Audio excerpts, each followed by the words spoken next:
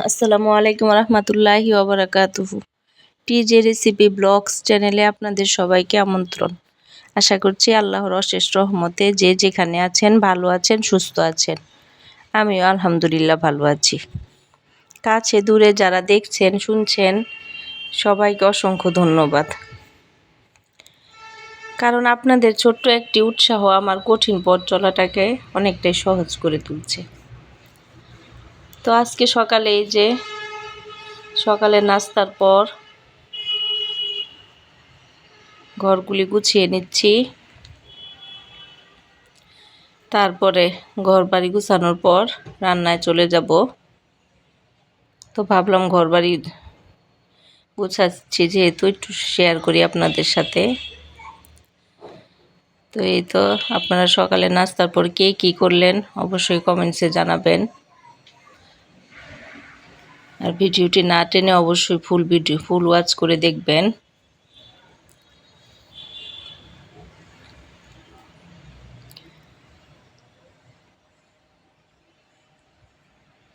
না টেনে পুরো ভিডিওটি অবশ্যই দেখবেন, প্লিজ প্লিজ।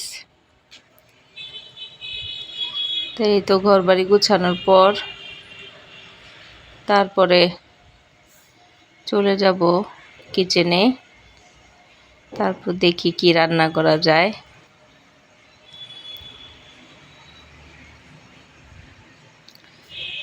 তো আশা করছি আজকের ভিডিওটি ভালো লাগবে আপনাদের কাছে। যদি ভিডিওটি ভালো লাগে তাহলে চ্যানেলটি সাবস্ক্রাইব করবেন, পাশে থাকা বেল আইকনে প্রেস করবেন। এতে করে আমি যখন ভিডিও আপলোড দিব সঙ্গে সঙ্গে নোটিফিকেশন পেয়ে যাবেন। সাথে করে লাইক কমেন্ট শেয়ার দিয়ে চ্যানেলটির সাথেই থাকবেন।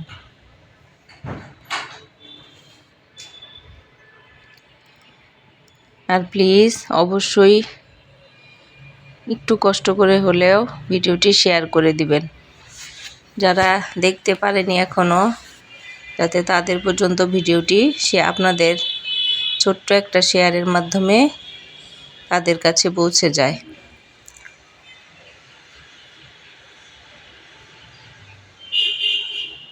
তো আপনারা কে কেমন আছেন, সকালে কে কি নাস্তা করলেন, নাস্তা পর দুপুরে কে কি রান্না করছেন অবশ্যই কমেন্টসে জানাবেন। তো এই যে একটু ফুলকপি টমেটো দিয়ে সবজি করব।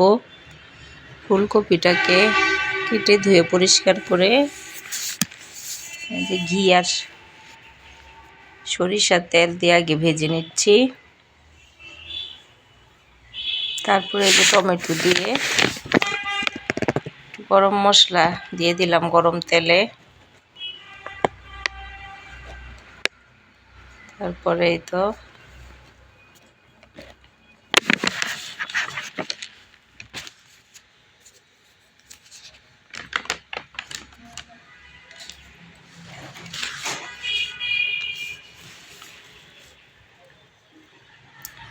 এই যে মশলা কষানোর পর টমেটো দিয়ে দিলাম। টমেটোটা একটু কষানোর পর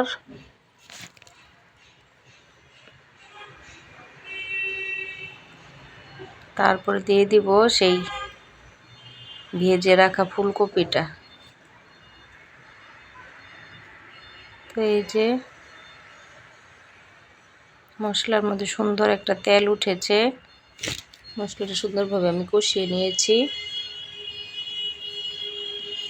তো এখন আমি এখানে ভেজে রাখা ফুলকপিটা দিয়ে দিলাম।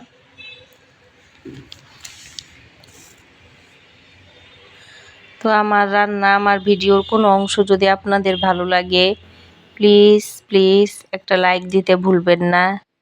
আর যারা প্রথম আজকে আমার ভিডিও দেখছেন, আমার চ্যানেলে নতুন, আমার ভিডিও দেখতে দেখতে যদি কোনো অংশ একটু হলেও আপনাদের ভালো লাগে, আর যদি মনে হয় আমার চ্যানেলটি সাবস্ক্রাইব করে রাখার উপযুক্ত, প্লিজ তাহলে আমার চ্যানেলটি সাবস্ক্রাইব করে পাশে থাকবেন।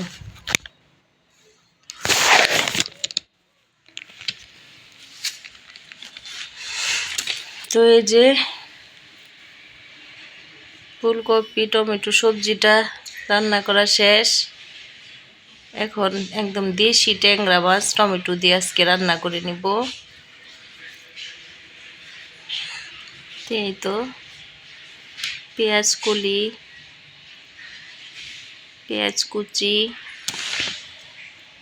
দিয়ে দিলাম, তারপরে মশলা কষিয়ে তারপর আমি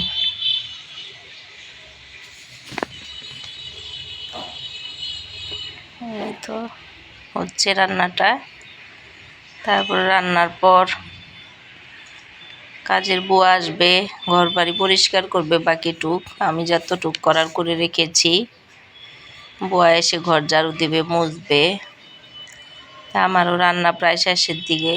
এখন গোসল করব, নামাজ পড়বো, তারপরে পরিবারের সবাই মিলে ভাত খাবো একসাথে।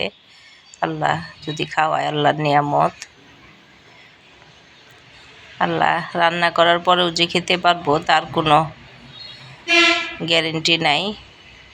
আল্লাহ যদি রিজিকে রাখে তাহলেই খাওয়া যাবে। আল্লাহর ফয়সালায় উত্তম ফয়সালা। তো এই যে একেবারে দেশি ট্যাংরা এগুলি।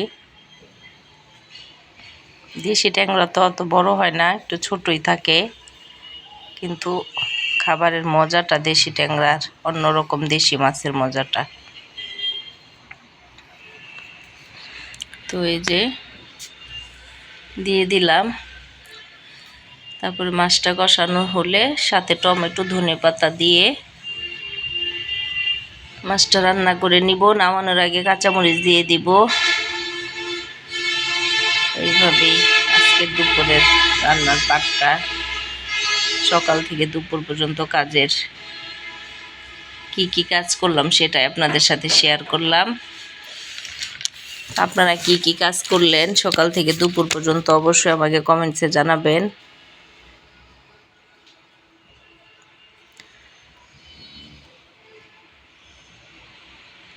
কারণ এর মধ্যে আমার ছোট চ্যানেলটি যারা একটু একটু করে বড় করতে সাহায্য করছেন, সবাইকে অনেক অনেক ধন্যবাদ জানাচ্ছি। তো সবাই ভালো থাকবেন, সুস্থ থাকবেন, নিজের খেয়াল রাখবেন, পরিবারের খেয়াল রাখবেন। আমার জন্য, আমার পরিবারের সবার জন্য দোয়া করবেন। আমিও ইনশাল্লাহ সবার জন্য দোয়া করব। আর ভুল ত্রুটি হলে ক্ষমা সুন্দর দৃষ্টিতে দেখবেন।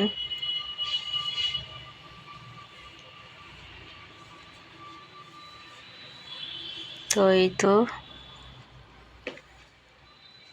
মাছটা প্রায় কমপ্লিট। এখন ধনেপাতা দিয়ে দিলাম।